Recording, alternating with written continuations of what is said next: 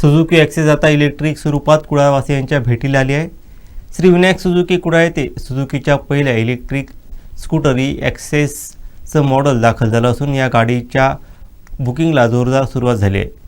या नव्या मॉडेलला ग्राहकांकडून पहिल्या दिवसापासूनच उत्तम प्रतिसाद मिळत असल्यानं शोरूमकडून सांगण्यात आलं आहे। पर्यावरणपूरक आणि यशाला परवडणारी अशी ही ॲक्सेस पाहण्यासाठी आणि बुकिंगसाठी ग्राहकांनी शोरूमला भेट द्यावी असं आवाहन सिद्धिविनायक सुझुकी कुडाळ यांच्या वतीने करण्यात आलं आहे।